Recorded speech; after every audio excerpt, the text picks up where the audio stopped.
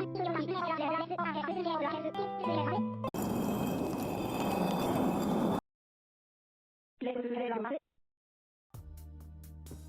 everyone, welcome to my channel. This is definitely not something I'm used to doing, nor am I very professional at the single bit of anything, I guess. I am a VRChat creator, I do streams. This is definitely not my forte to do any kind of unboxing, obviously, or even a review. I don't even review things on Amazon, if that tells you anything. But this is something I have been heavily interested in because I have been a VRChat creator for the past couple of years. I've been using the Vive Pro I for the past year and a half, and I had desperately been looking for another face tracking headset besides the Quest Pro. I have had one in the past, and I actually had a fairly bad experience when I first had it. Then again, this was when it first launched. I am well aware that whenever a new headset or a new piece of technology of any kind comes out, there is a lot of issues and a lot of bugs that need to be addressed. Now, Vive does not have the best track record in fixing a lot of the products, especially the Focus 3 and the XR Elite, for example, both of which still have issues to this day with face tracking, especially for VRChat. Now, this headset I was a little hesitant on getting, however on paper this looked perfect for somebody that plays VRChat for long sessions like myself. A little bit too much, honestly. So what comes in the box, of course, is your headset. This is actually fairly light compared to the Quest Pro and I'd say it's pretty comparable actually to the Quest 3 if I had to really compare it. It was very, very light and very balanced on both sides, considering the battery pack goes in the back and all of the technology and all the processing and everything, of course, is in the front. And of course the headset is fully adjustable. There's actually a quick release on the back. There's a button right there that I'm showing off right there that actually instantly pulls back the headset pretty easily. So instead of having to use the dial multiple times to actually take off the headset, you just click the button and you're done. And right back here is the battery compartment. This is where you can actually swap out batteries, which are rated for about 2 hours each. There is an internal battery that's about 20 minutes, so you can stay even in VR at the same time while you're swapping out batteries. So no more cables, there's no more separate battery banks that you need for a Quest Pro, for example. None of those type of things, you just swap out the battery. Now, I wasn't going to use the controllers really at all with this headset. I originally planned on using index knuckles with this, with my base stations obviously, but these controllers, I'd say they're fairly close to a mixture of a Quest 2 and a Quest 3. Build quality is definitely a lot better than both in my opinion, especially since it's rechargeable batteries instead. Now, there's a couple more accessories in this box. Of course, you have the gasket spacer, which is magnetic, and this is mostly used for people that have glasses. This does space it out enough they can actually fit most frames into the headset. And of course, right in here is your included battery. This battery, like I said, is rated for about 2 hours. It charges fairly quickly. They said it charges in about 2 hours, but I've noticed it charges a little bit quicker, just depending, I guess, on how you're charging it. And when I meant I bought every accessory for this headset, I mean I bought every accessory. I ended up getting multiple batteries. I got a face tracker, of course, add-on with it. This face tracker is actually a lot smaller than the original one that the Vive Pro I launched with. It's actually quite nice considering it only sticks up to your nose. And these batteries, of course, they are rated for 2 hours, and I do have a cradle charger, of course, for all of them at the same time. And of course, putting in the battery is actually fairly easy. It only really goes in one way, snaps in very easily, of course, too. There's 2 quick release actual tabs on each side of the battery. So just a quick little squeeze on both sides and it comes right out. And when I tell you that this plush cover over is actually very comfortable, I mean it actually is extremely comfortable. Now, right up front here is where the face tracker actually plugs in at. You can already see right here, it's perfectly made just for this actual face tracker to go in. It's fairly easy to put it in. I'm just quite stupid, honestly. It really only fits one way. I don't know why I struggled so much with this.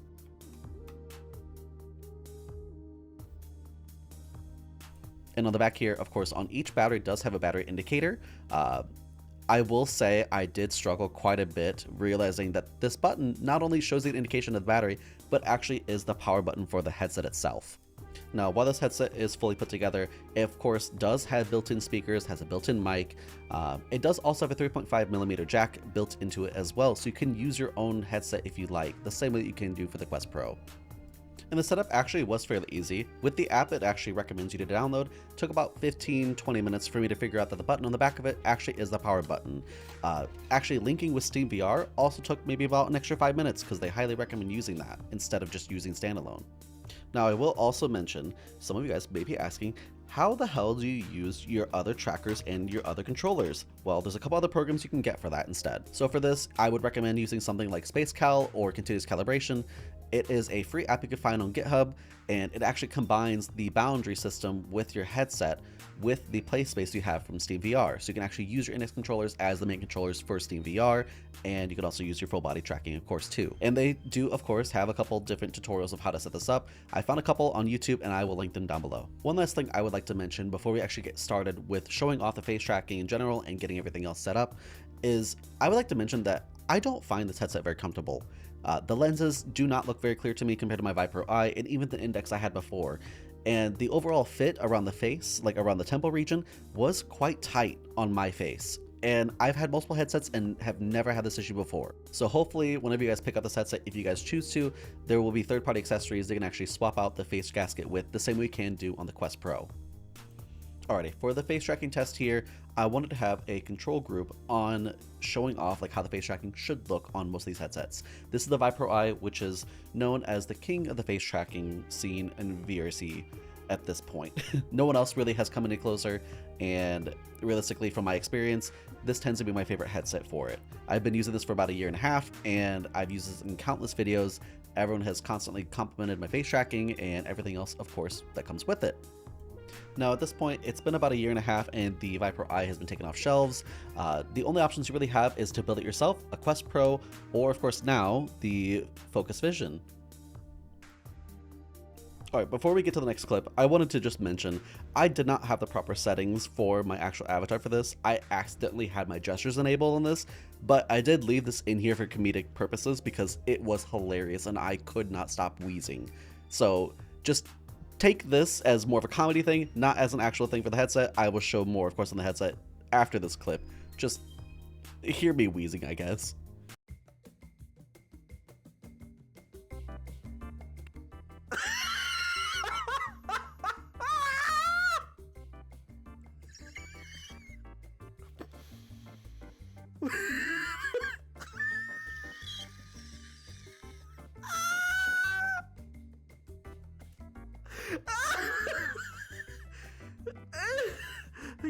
I can't.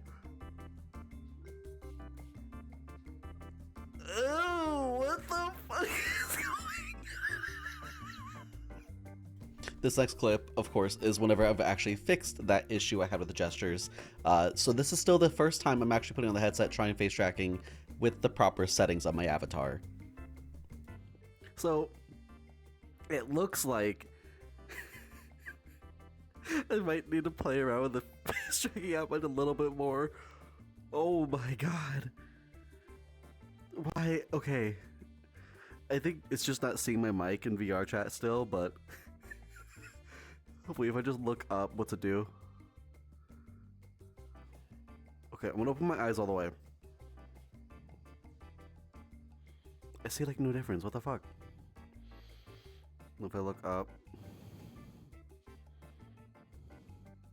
Okay, so it's seeing it and it's working. Just not that good. Apparently, yeah. And of course, after trying a couple different things and actually using the proper calibration tools from the VRC face tracking app, I've gotten something that's somewhat usable. And you can already tell in this clip, my face tracking is a lot more stable and a lot less jittery. Now, on this one, I am using Vive Streaming Module, which is a first-party add-on for the VRC face tracking app itself. Now, there is little to no difference between that and the Serenical one, which is the one I used before, according to the VRC face tracking Discord server.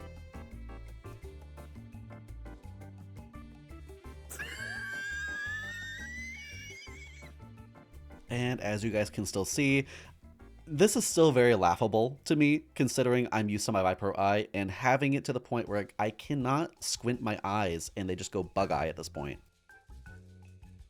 Ew.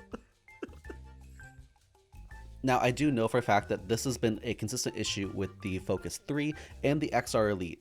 I actually have friends that have both headsets and they are still dealing with this issue today. Vive has still not put out an update at this point.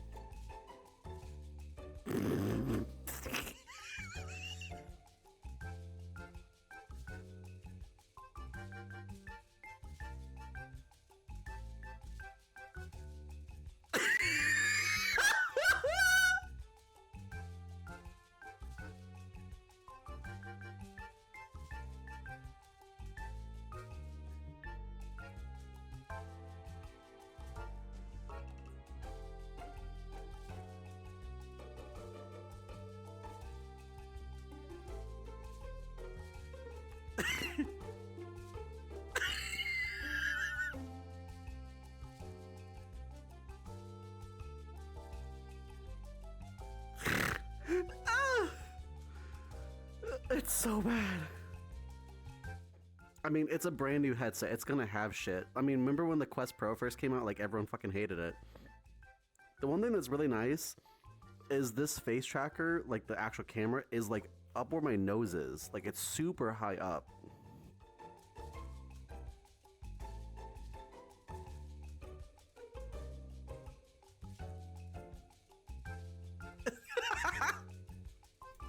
So I know this is all super funny and everything, but it is very frustrating the fact that your eyes just are not tracking properly. This is just me squinting. I'm just squinting in VR. That's all I'm doing.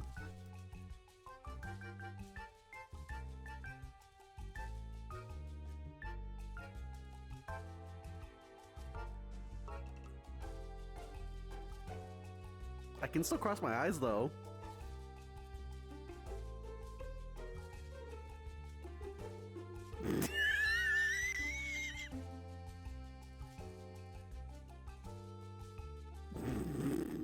So this attempt was the best one I had overall.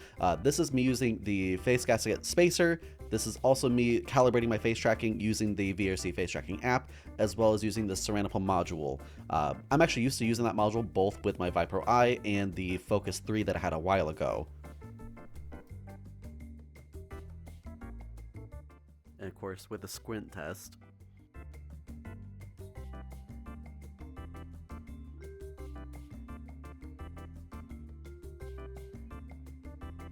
In basic facial movement.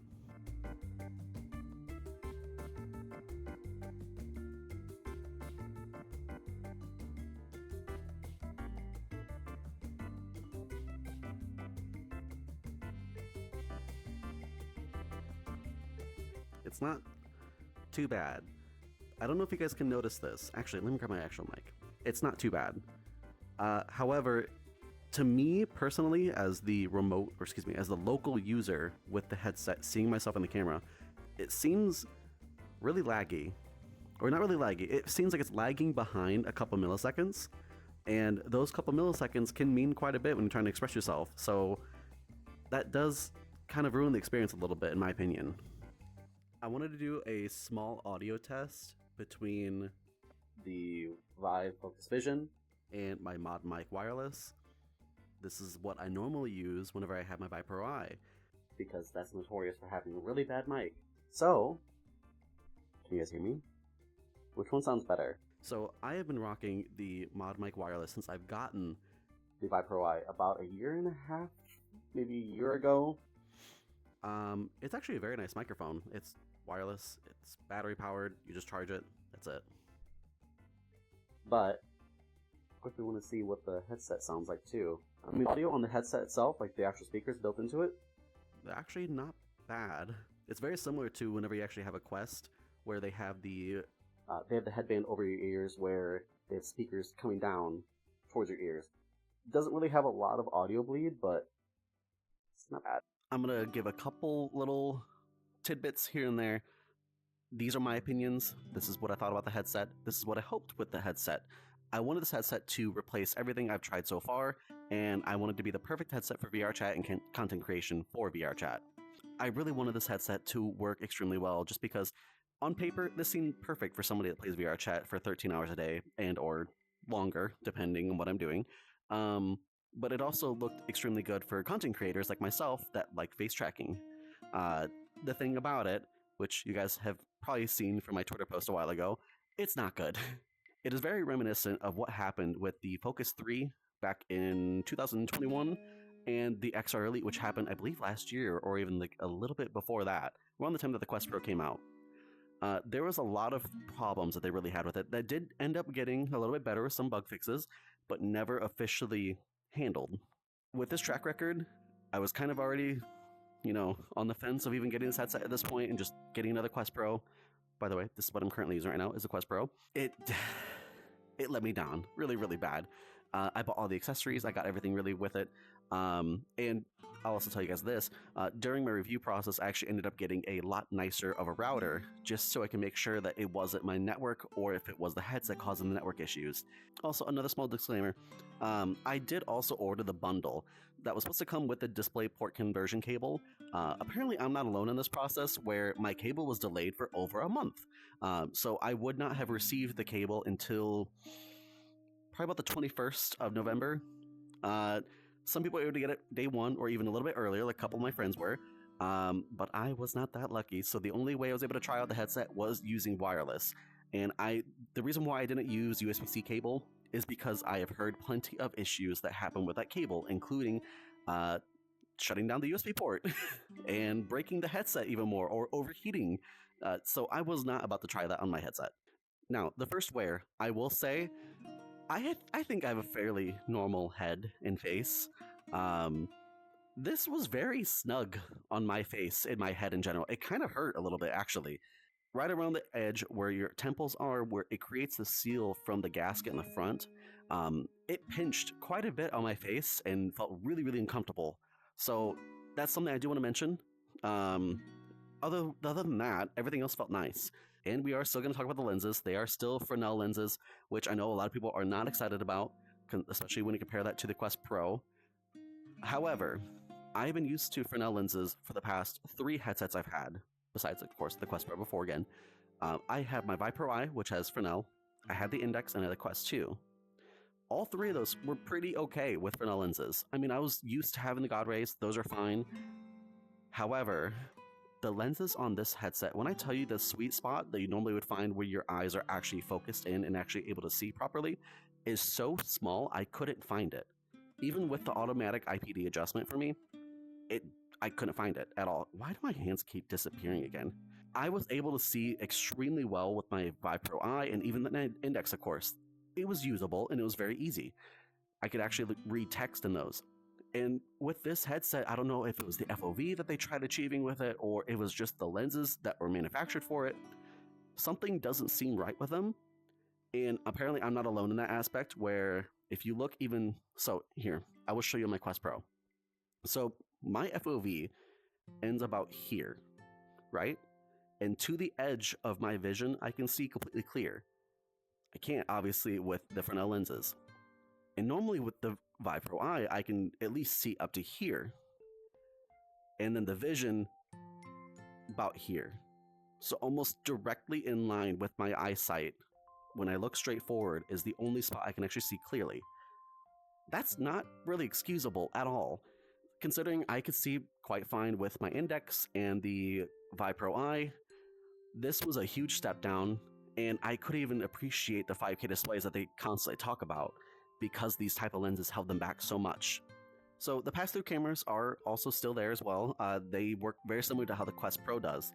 However, for me, they were very disorienting, meaning if I had explained how these pass-through cameras felt to me, it felt like turning on motion blur, just IRL instead. So just moving around my room, moving my head around, trying to look around, everything was dragging at least a couple seconds behind what I was actually doing. And I don't understand what would really cause this. That could, of course, something that could be done with a software update and not really a hardware fix. However, it's just the fact that it got launched with this type of issue. And that's not anything really related. This is a basic function to have pass-through because they obviously have been advertising pass-through and AR and mixed reality content. You can't really do that with the cameras doing that and showing you motion blur when you move your head. And I looked through the settings, there's not anything in the settings, obviously. I even tried changing the refresh rate. Didn't help, it actually made it worse. Virtual Desktop at the moment does not support full face tracking, obviously with VRChat. And of course, I think they could fix this with an update. I'm not too sure, but at the moment, I know they are focusing more on meta stuff instead. The Vive Streaming app is actually super easy and very, very simple to use, honestly. It just works. It's kind of nice. Now, with all these streaming services, I still would recommend checking out your router, making sure that your router would support these headsets wirelessly. Otherwise, you may be stuck with using a cable. Now, the router I actually currently have at the moment was a Wi-Fi 6 router, which I will, of course, put all the details here or down on the bottom.